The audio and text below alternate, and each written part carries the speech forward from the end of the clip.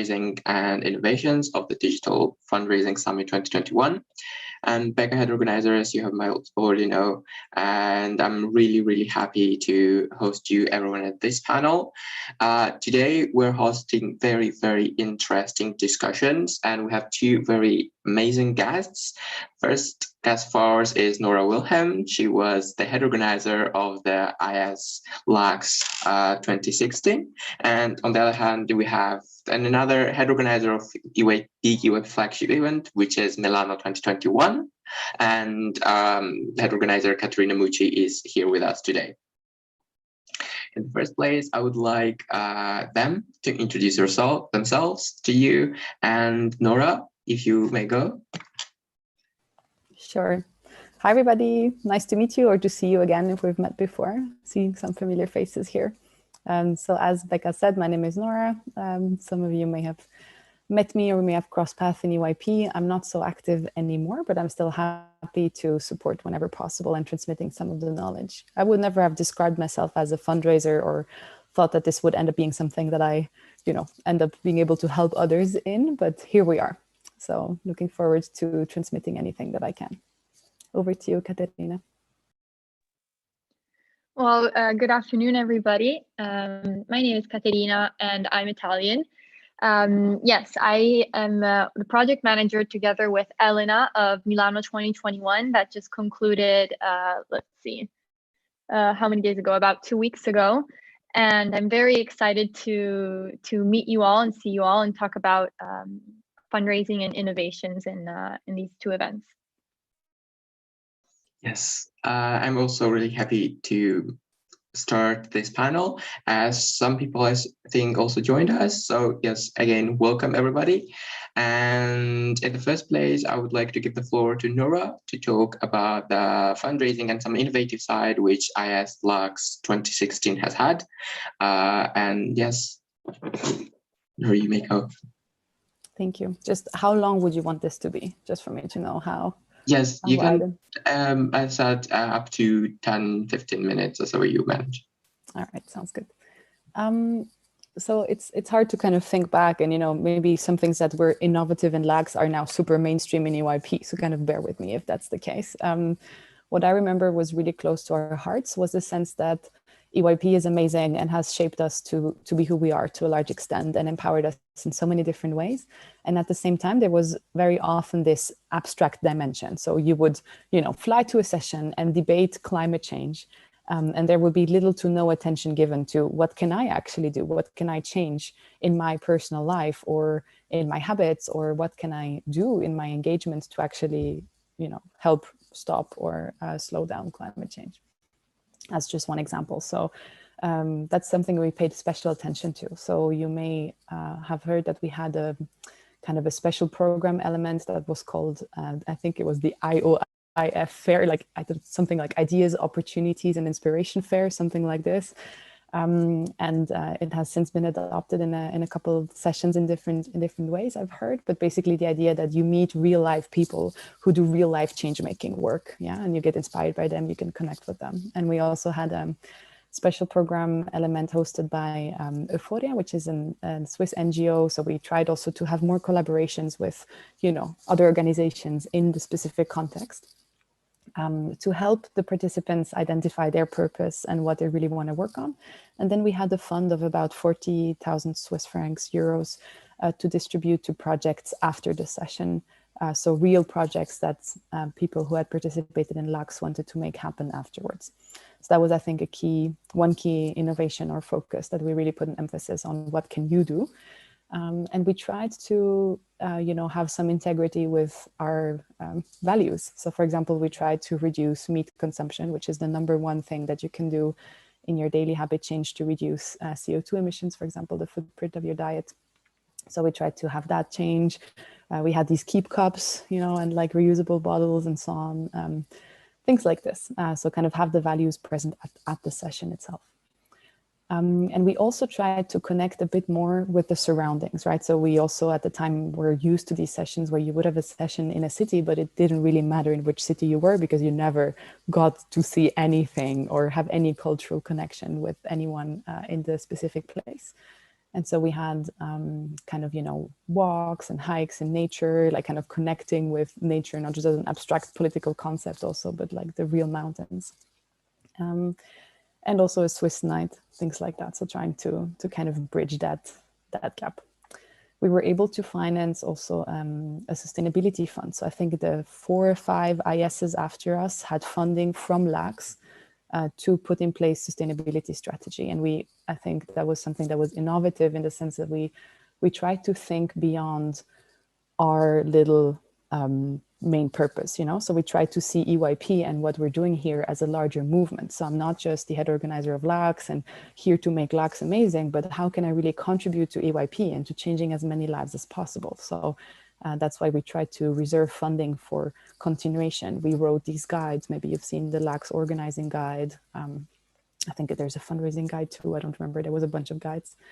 How to make a sustainable session. I think we wrote a guide. So just kind of trying to, the knowledge and the impact that we can have, we try to make it last. And I think all participants received after the session a little card with like a pen, and they could plant the tip of the pen. It was like a basil or a mint. I don't remember what kind of seed. I'd be curious to hear if anyone actually managed. But anyway, so try to think beyond just an event, right? Try to think of the impact of the project as a whole. So I think those were some kind of innovative points about LAX in general. And like I said, maybe now they're super mainstream, and I'm glad if they are. And I found in the depths of my G Drive folders this presentation, which I made at the Head Organizing Summit. So if you ever head organize an IS, probably Katerina will be up next. You then have to train the next ones, right? So you give on your knowledge. And in this presentation, I focused on fundraising. And so, yeah, I mean, I think we're going to have an hour to talk about it, but just to give you a sense, I think for me, what was most important about fundraising and why we were successful is that we had a good story. Like for me, storytelling is the core of fundraising. Like you need to have a good story and you need to know what you're bringing to the table. And I think what we shifted in how we approached fundraising for LAX was kind of in EYP Switzerland. I remember everyone told me it's not possible. Like you're not going to make it. Like fundraising has never worked to this extent. In Switzerland also never. Everyone was really, really skeptical.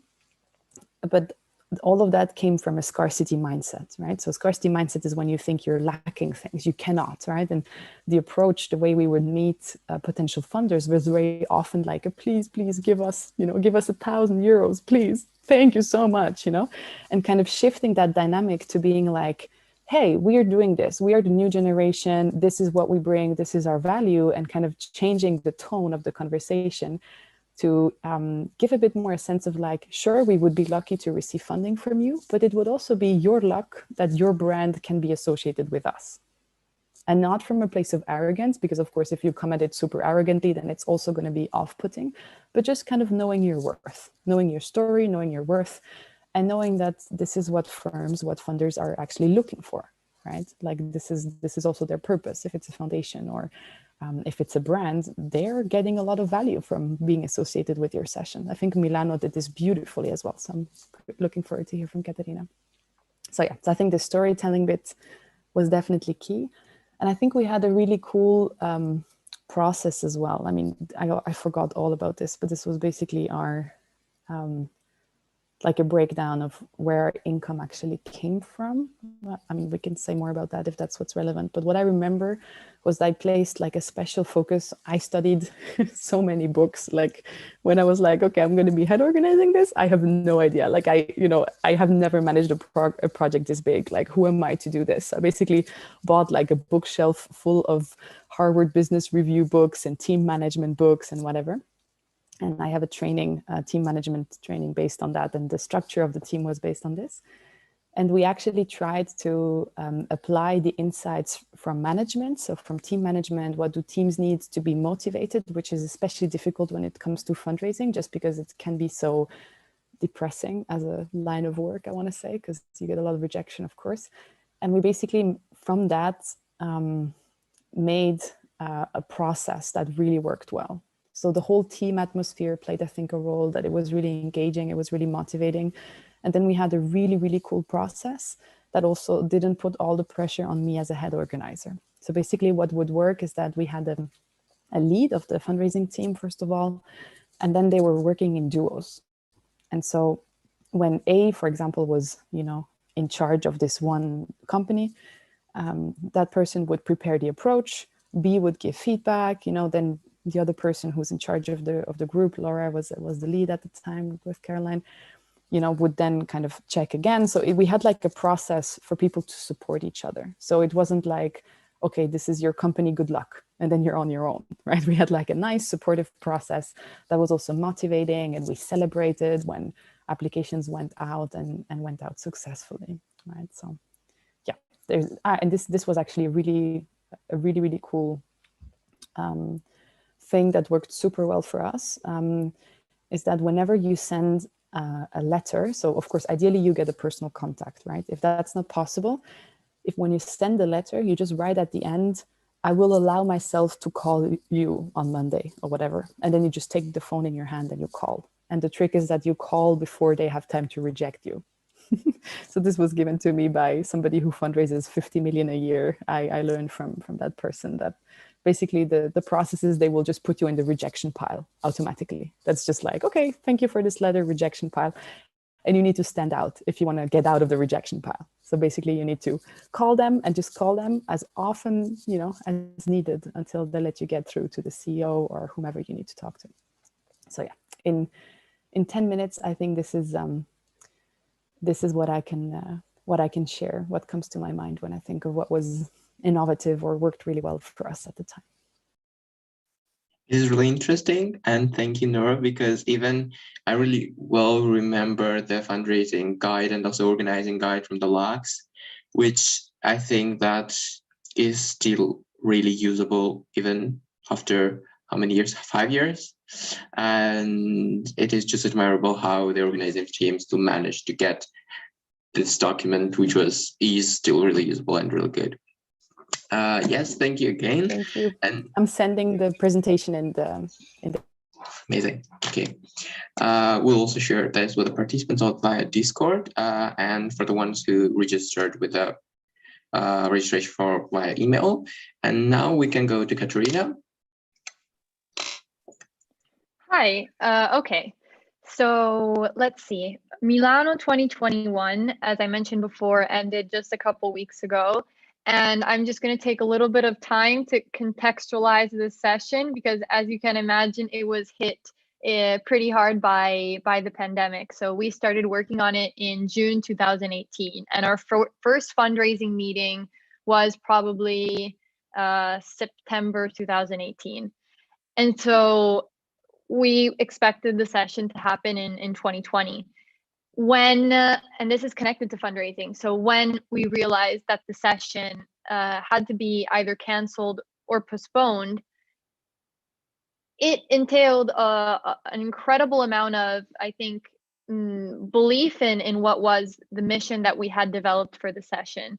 And that was that same mission that allowed us to continue for another year and have the courage, let's say, to experiment this digital platform. But it was the same mission that allowed us throughout these past 3 years to build a network. So it began as a fundraising strategy and ended up building a network of people that actually believed in our project and in our session. So a couple of things come to mind. So the first thing is that we had a motto, and our motto was circular sustainability, rethinking today, shaping tomorrow. So our session was developed around the 17 sustainable development goals. And so let's say sustainability was the theme that was supposed to connect us with whatever company we were going to approach. So definitely I would recommend not only knowing your motto, but like truly believing your motto and understanding what you're about and what is your mission within the event. And I said this many times, as a head organizer, your mission should not just be seen as like organizing an event, finding 17 committee rooms or finding a GA venue. That's not your mission. Those are smaller objectives. Your mission is something way beyond that. You can think of it as a finish line that you're actually never going to approach. You always get a little bit closer.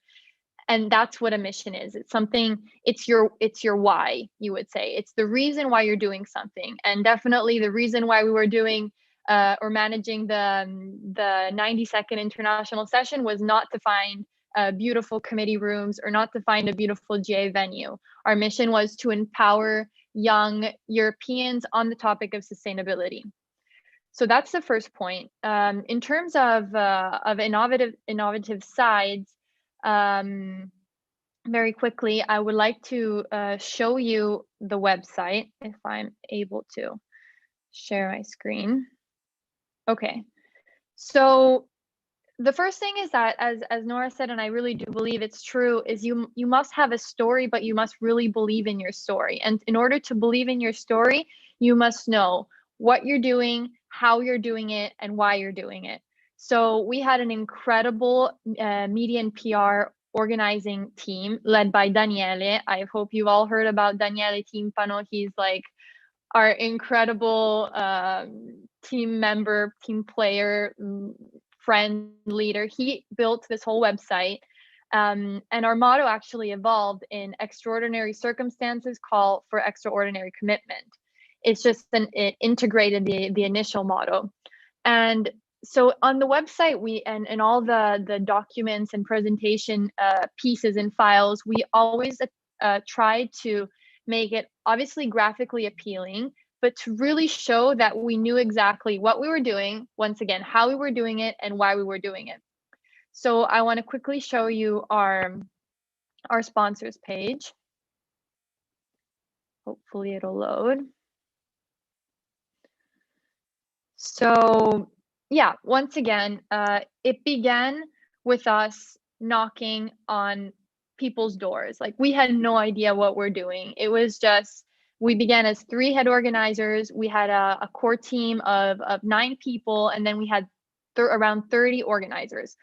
And all we were doing is just reaching out to people, talking about this project, knocking on people's doors. And what you have in that moment is what you call an elevator pitch, right? You have 30 seconds of full attention of the person in front of you, and at the 31st second, you have lost them. So if you didn't manage to gain their curiosity in those 30 seconds, there's pretty much nothing you could do afterwards. So the point is always to focus on the reason of why you're doing it, and showing the company or whoever you're speaking to, I think, is that the relationship is supposed to go beyond an economic or financial partnership. So we always were really aware of the people who we were speaking to, why we wanted them on board. And the thing about sustainability is that it's a topic that involves everyone. And it doesn't mean that if your company is not a high ranking company in terms of sustainability indexes or reporting measures, it doesn't mean that we actually don't want to have anything to do with you, because it's the opposite. If you're a company that needs to complete this transformation and needs to step up in the next 5 years, 10 years to reach the 2030 agenda and goals, then we want to be dialoguing and speaking with you. And that was kind of our approach. It was always an approach of awareness of who we were speaking to. We knew why we wanted to talk to them, and we knew what we were standing for. So in this sense, our sponsors were Leonardo, Poste Italiane, Boston Consulting Group, and Microsoft.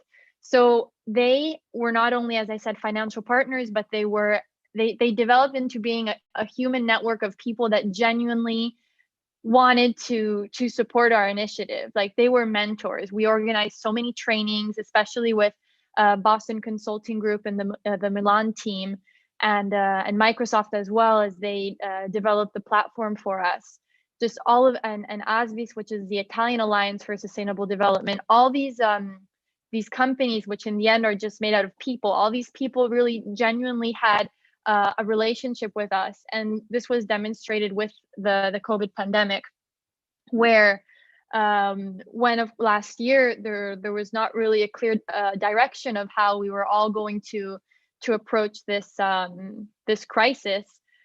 The communication that we had with our sponsors and the supporting companies at the beginning was not, are you going to renew the contract? Are you going to still support us next year? But there was like a genuine communication where we wanted to know how each other was hit by the pandemic, how they actually genuinely were confronting the pandemic. And then that just moved on into them wanting to renew their support and their collaboration towards the event. And that's what makes an event, I think, resilient, and an event that's able to navigate the storm and change maybe even its direction, change the tangible outputs. As you know, it was digital when it was supposed to be held in Milan, but at the end of the day, the core, the mission, and the reason why we were doing it and we were collaborated stayed the same, and it stayed strong. So I would say at the end, the three most important things is to invest in the human relationship with your partners, and to really have a strong bond that goes beyond the financial relationship, because we can always learn from other people. By working together, you can always create greater value than the single individual values of the people who make up the team. And then intergenerational dialogue, and so having conversations between people from different generations is the basis of what at the end sustainability means. It means aligning generations. So that was just an ulterior way for us to put into action what our motto and our mission was. So I would say this, I would say really invest into creating a strong network of people. And if you're able to align yourselves and your mission and I would say also at that point, incentives in a way, the rest will come by itself. So if you happen to check the website of Milano 2021 International Session, you will see that the sponsors were also involved in many of the activities that were the evening activities that were prepared throughout the session. We had obviously morning activities, and we had committee work, which was the core of the day. And then in the evening, we also offered, for example, we have sustainability fair or cultural day, EYP talks, Italian night. We always had these optional moments where the participants had the chance to interact directly with all our supporters. So at the end, the goal was to have a coherent mix of opportunities, of people, of knowledge exchange. So we didn't want also the sponsors to just appear on the website and then for nobody to know what they did, why they were there, or what was their contribution other than the financial support, obviously. So I hope my let's say this conversation was clear enough. I think I touched a little bit too many points. But yes, I think what we learned, once again, starting from just knocking on people's doors and trying to figure out a strategy to convince people, from then building strong relationships based on a common mission, and finally creating actually a network of mentors. That was kind of our evolution in terms of partnerships and support.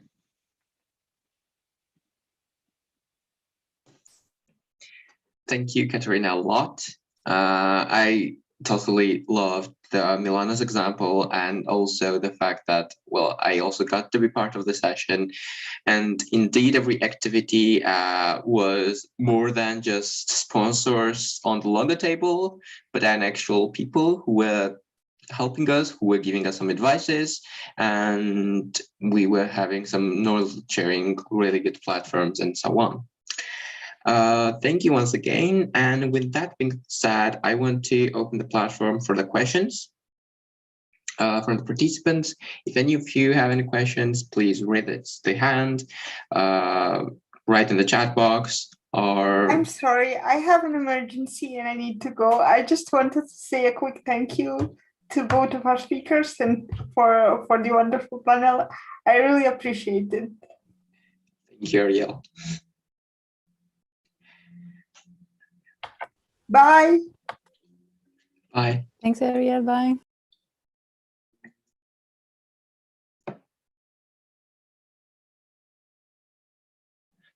Okay, so there is one question.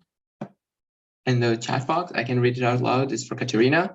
What is your advice on following up on these kinds of scheduled events where participants interact with partners to optimize the relationship network with partners and optimize what the participants and sponsors both got from the interaction? Okay, that's a wonderful question, actually. And it applies fully to our situation right now when we're dealing with post-session stress/work. It's a very confusing period. I actually have a hard time speaking about Milano as something that happened and I don't have to work on anymore, because it's just been such part of our lives that it's hard to truly, let's say, focus on the ending of it. But in terms of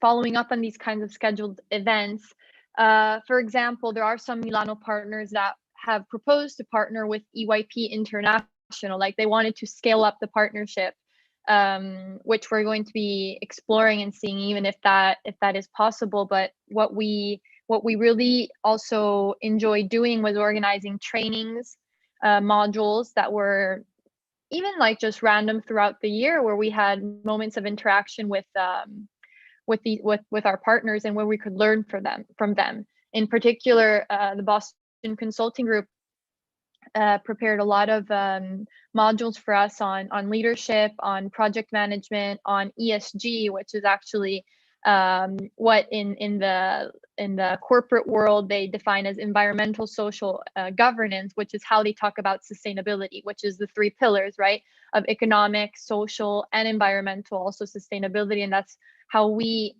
framed our topic during Milano. So I think it's just important to if it's a partnership that can grow also beyond Milano. Like, we're having trouble believing that Milano is over, and we want to actually think about how it can evolve. What can we create out of Milano that maybe has a longer life, let's say, that goes beyond the event. And definitely these people have been that we've been collaborating for so long have been a part of our life, let's say, and the management of the event. So definitely it would be nice to collaborate with them further based on what Milano was. So to optimize the relationship network with the partners and to optimize what the participants and sponsors both got from the interaction. Yes, there were just so many moments of just open interaction where we didn't want to have it in a formal or structured way. For example, we had the breakfast talks, which was a moment where the participants got to speak with one of our main mentors and like #1 fans. Her name is Sarah, and she is a woman from Milan who, let's say, learned about our project, and for 2 years wanted to connect us with partners and CEOs around Milano to present our initiative. So I think it's just important to create moments of open dialogue, of intergenerational dialogue, and if it can be that type of open discussion, or it can be structured modules like the modules on project management, leadership, ESG, sustainability strategy, and transformation. There's just so many things. As long as you know what is your common point, what is your common denominator, let's say, with these companies, I think, and you have a clear idea of the objective that you want to reach, I think the partnership can go way beyond the event itself. I hope that answered your question. Thank you, Katerina. And there is one more question from Saskia. You can go. Yeah. So I wanted to ask actually both of you, because both of you have been HOs, about how you keep motivated yourself, because what Nora mentioned about having a very good team structure and that you really have to make fundraising like a supportive environment, I really agree with that. But I also, in my experience, it is also quite difficult to keep your own motivation going, especially when you have roadblocks such as Corona that really like make things more difficult. So I wanted to ask, how do you just keep your own motivation up besides only trying to motivate your team? Because you are the one who also, you cannot really allow yourself to give up because you are the leader. Do you guys have any advice? Nora, go ahead if you want to go first. Sure, I can. Yeah, I think well, it really depends. I think everyone's a little different in that respect, like both from the point of view of why am I even doing something, right? I really liked what Katerina said when it comes to like, know your why, like know what you're doing, why you're doing it, your mission. For me personally, being connected to that, to why I'm doing this, is in general sufficient to really keep me going, because I'm so committed to seeing this happen in that way. And then at some point, I think it becomes sheer stubbornness and grit. I mean, I don't know how you experienced it in the postponing and everything, but we had also some major setbacks with Lux when major partners were going to jump off. At some point, I thought the session was not going to happen. Maybe those of you who listened to the podcast heard me spill the tea on that. But I think for me, yeah, just kind of at some point having this sense of like, I've worked too much for this, for it to go down the drain now. Like I refuse, kind of like just very stubborn, like no way is this gonna happen. And then the universe, I don't know, follows that inner clarity, I suppose. So for me, it's a lot coming from the inner sense, but then also like I suppose for mental health and like the healthy way to move through life, like having friends and circles and hobbies and things that nourish you and that support you, that are not this, like that.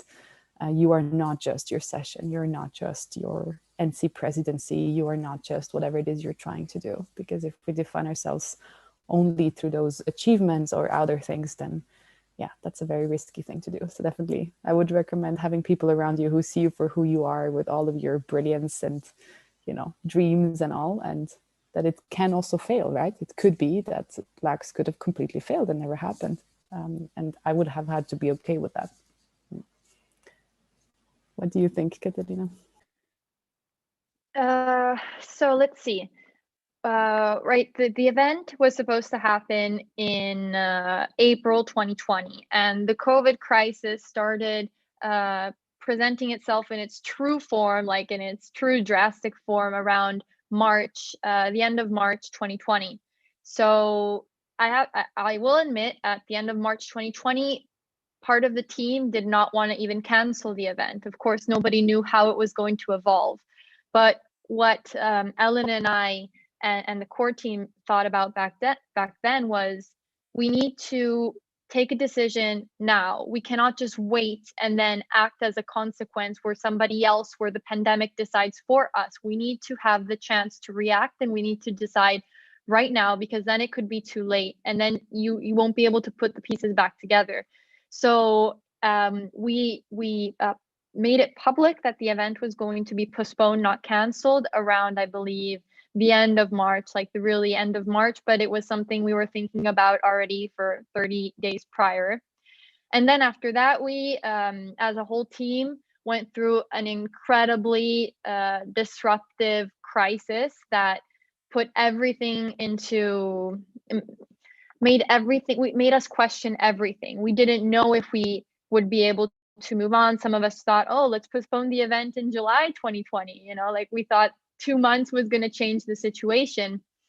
And so we actually did crisis management modules where we reached out to our partners and we said, can you come and deliver a module on team management? Can you come and deliver a module on crisis management and on leadership? So we had this, let's say, digital organizers weekend that we organized at the last minute. And that's when we realized that we couldn't just have done all of this for nothing and then lose in front of a pandemic just because we don't want to accept our surroundings and react to our surroundings. Because at a certain point, somebody is going to have to come up with a solution to how to react and reshape EYP events during this moment. So somebody's going to have to do it. If we're not going to do it, like, who's going to do it? We can't just keep waiting for somebody else to be in charge of what it's going to be. So we first decided to do it hybrid, and then back already in November 2020, we knew that it was going to be digital. And that was something very, very hard to swallow, let's say, and to accept, because we all know that the power of EYP relies in the human connection and the human bond. But we wanted to prove to ourselves that if it does really depend on the human and not on the event, not on the venue, not on the catering, then we're going to show that this is true, and we're going to create an environment that is so powerful, that is so stimulating, where people come together in the face of a pandemic to demonstrate that we can find a solution. And that's that was where we found our drive, let's say. There were moments where there were phone calls where Ellen and I talked to each other and said, what are we gonna do? Are we gonna make it, or should we give up? And at the end, it's hard to speak about now because it seems so far away, but we knew that we would never be able to give up just because of all the hard work that we had put in the event, and it was just not possible to let it go. And then there were all these people who believed in us, so it was just a lot of things happening at once. But I guess a bit of stubbornness, as Nora said, like we were quite determined to make it happen. It came with a lot of suffering almost as well, but it made us closer as a team. We were never this close before the crisis, so it's kind of ironic that we needed a pandemic to really discover our true mission, and how our friendship and our collaboration went beyond a physical event with amazing venues. And so that's where we discovered to create advantage in adversity. So that's where we discovered that we wanted to send the Milano kits, so 230 packages around Europe. That's where we discovered where we wanted to invest in being carbon neutral. So we planted 230 trees. And now in the next weeks, the delegates and all the participants are going to be receiving a tree and a code to their tree, and they're going to be able to see their tree grow and see how much carbon dioxide the tree is going to offset throughout its life course. So there's just so many other things that you can't just stop and look at the problem. You have to look beyond the problem, and you have to force yourself to look beyond the problem. And you kind of sound like you're crazy because you're trying to be optimistic and positive, but then at the end, you fake it until you make it. We faked it for a long while, and then at the end, I guess we made it. So I forget what the initial question was. Oh yeah, it was, did you ever think about giving up? Yes, so many times. You just pushed through because of the people. Oh, and Rebecca, she was the president of the session. A president comes in like 6 months before or so. And she stayed for another year, and she was just she shaped the academic team and the academic output and the content in such a way that she almost became like another head organizer at the end of the day.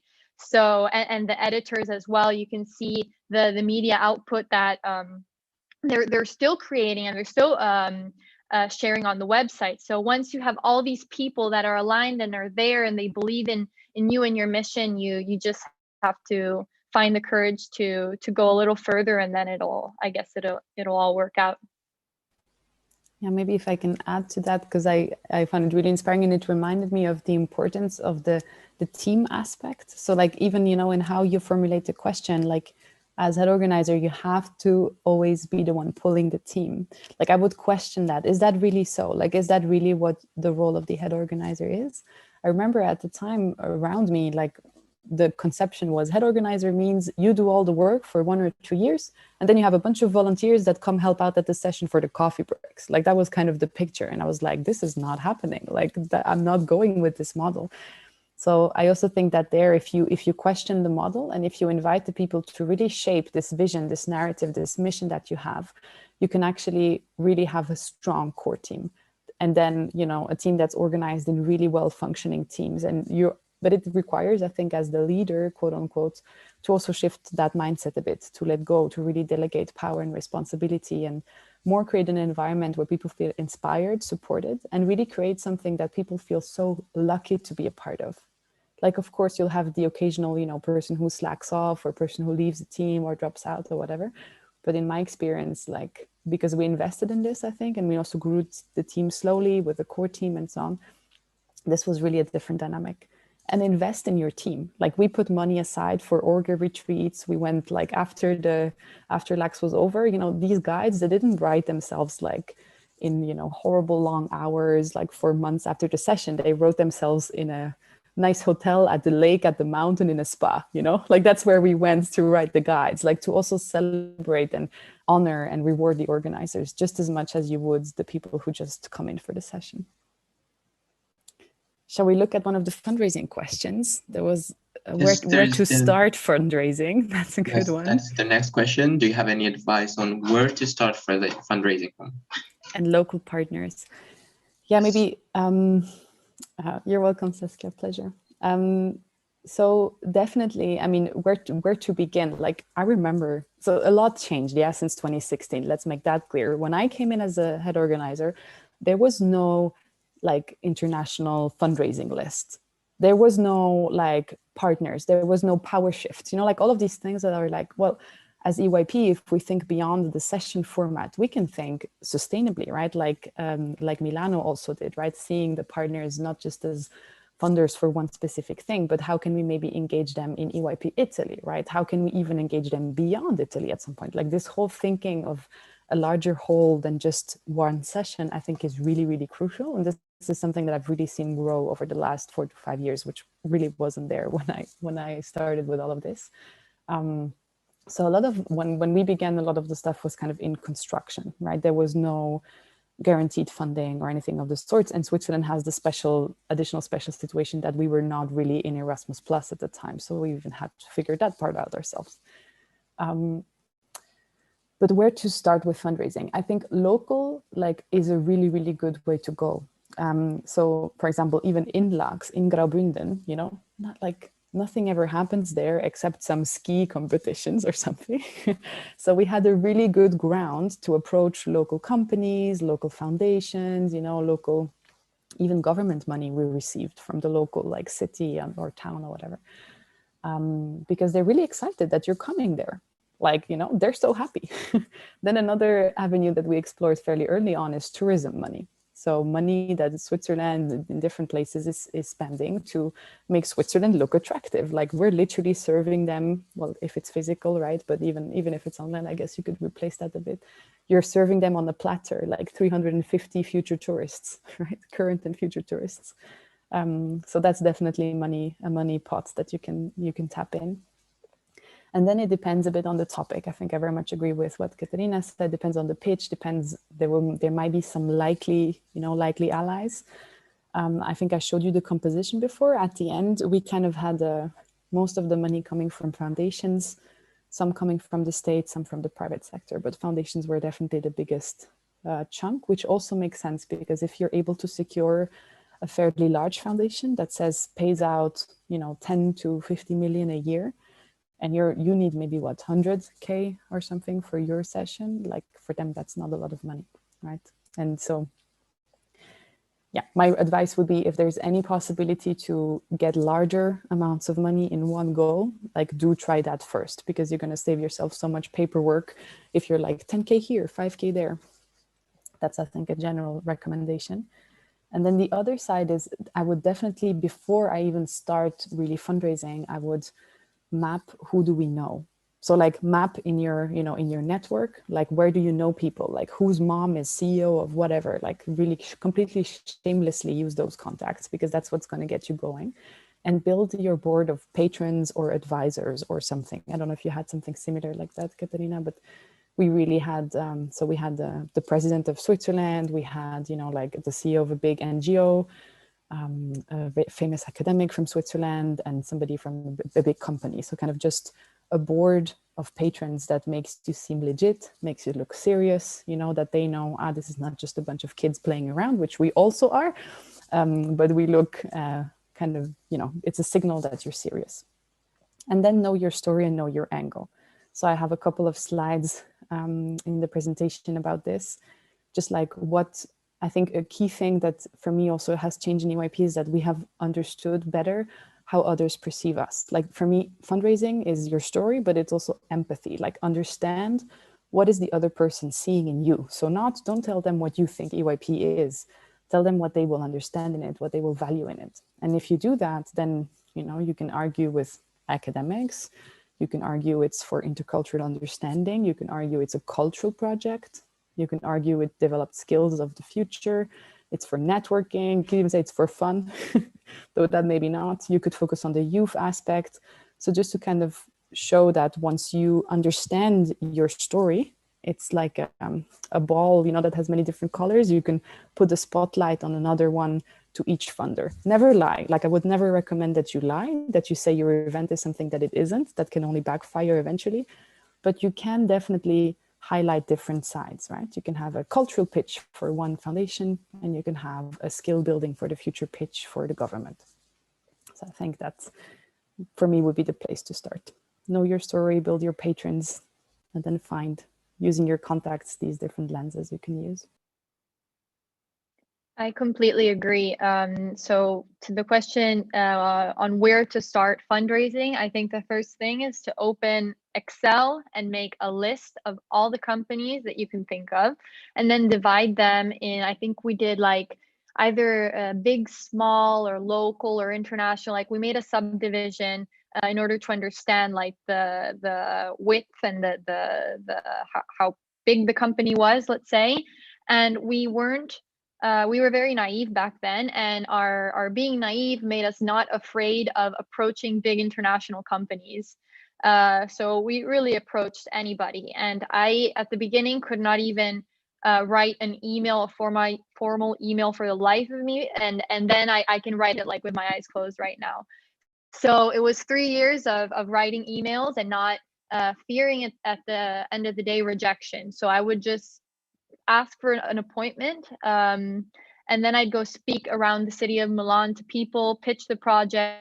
And once again, I think what is very important here is to start with the why. There's this very inspiring speaker. His name is Simon Sinek. I do invite you to check out his TED Talks, because what he says is that everybody knows what they do. Some people know how they do it. Very little people know why they do it. And so if you begin your pitch by saying, okay, we are the European Youth Parliament, it's a flagship event, and our aim is to empower young Europeans across, let's say, I don't know, 30 different nations, and you explain why, then you can go to the details on how. So through simulation of parliamentary settings, like through an event of 10 days in Milan. That's kind of like your scale, because by explaining the why, you will gain their attention. And so after you make a list of 200 companies and you send out these 200 emails, you're going to get back around 3 emails. And that's when you like have to start working more on phone calls for sure, and maybe approaching singular people.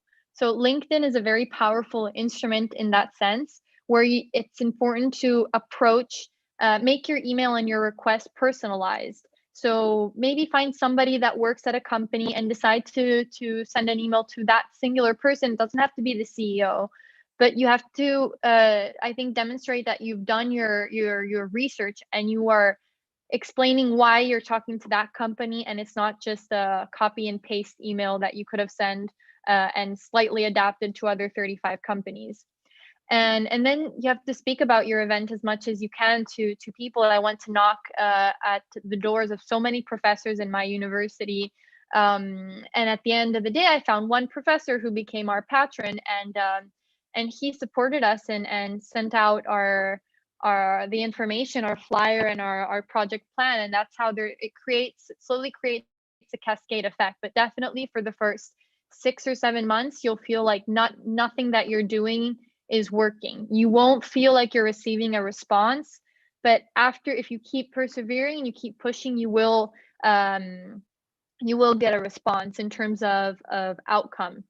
You will have people approaching you. For example, I mentioned before the lady from Milan. Her name is Sarah. She is now like one of our greatest, most inspirational mentors. But I just had written to her on LinkedIn saying, "Dear Madame Fornaziero, I'm Caterina. I'm organizing a flagship event for the European Youth Parliament. Could we have a phone call to chat about possible collaborations?" And she called me back and she said, "Oh, I know so many companies. I can bring you here. I can bring you there. I have so many people I want you to speak to. Oh, this event is incredible. You guys are incredible." And she was just so happy. But that came after like 500 emails that I sent out where nobody replied. So I think as long as you have your story straight, and at the beginning we didn't, we had to grow in that sense and slightly like work on the edges of our story and what we were, and you'll see that people will connect and resonate to your mission and to your why. And so yeah, I would start from an Excel list of 300 lines. That's my starting point. That's what I would recommend. Thank you for the answers. And we have, I think, last question so far. That comes from Eva. Do you have any advice or insight on what are the most important aspects in terms of being a good, encouraging, and supportive head organizer or team leader in general? Nora, Katerina, would you like to take it?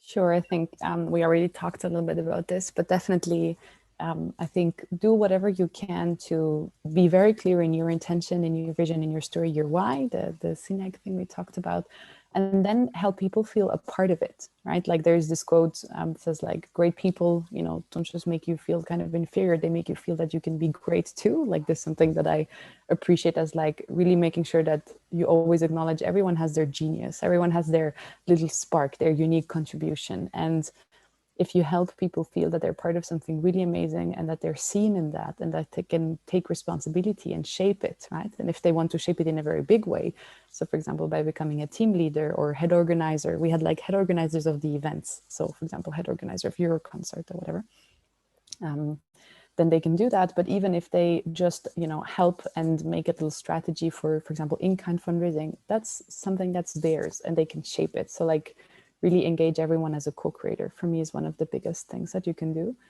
And help people feel seen and cared for. You know, I think as a leader, sometimes I forget this myself, that it's not just project management and getting things done and jumping in when things don't work or whatever. It's really that people feel loved and cared for and happy. Like that's what keeps volunteers in a team at the end of the day. So kind of doing what's possible to help craft that atmosphere of being listened to, being seen, and so on, I think is really powerful. Yeah, I think so. Our leadership style evolved a lot throughout the 3 years of working on the session. One thing that we realized is that our participation as head organizers, core team members, or organizers in this initiative stems from the fact that we all want to become better people. Like we're part of this event because, of course, we're all believing in one same mission, but at the end of the day, we want to improve our personal skills, our professional skills, our confidence as well. So we started to incorporate like training modules every once in a while. Once again, I said with our partners, and that was very useful because it aligned both our, let's say, sacrifice in terms of volunteers, because it takes a lot of time, a lot of effort to be behind such a big event, and at the same time we were taking all the instruments that we had and all the tools that we had given from this environment that we were working in to become better people and work on ourselves. So we had I even personally reached out to a couple people when we were dealing with the crisis management period, which was back in April 2020, to get some advice on how to handle my let's say the team, because I was very, very confused back then. And that's just, I think, part of being a human and realizing that you may not know how to go about a situation, and reaching out to somebody that maybe has more experience than you and wants to share their expertise. So I both did it individually, reaching out to people. In particular, there was this woman from IBM who helped me a lot. And then we did it as a team. So by having BCG collaborating, by having external speakers that were even a little bit more random and not necessarily connected to our partners come and support us. So I think being able to include moments of learning and of knowledge sharing is very important, because sometimes UIP does become a bubble. And I realize that many people don't know how these incredible skills that you're developing through the network are applicable in the real life and in your future spot in the workplace. So the soft skills, the time management skills, the human skills, negotiation skills, the confidence of not crying after a meeting where you presented the IS and they said, no, sorry, we're not interested. Like all of that is just part of the game. And it's fun to do it together. It's fun to learn together. So to formalize these moments, I think was a very useful trick that we managed to understand along the way. And so I would say that just making it a learning experience for everybody, where you realize that you're giving, but you're also learning a lot from it. And then that's how you create the determination to confront the hardships and the difficulties and the crises along the way, I would say.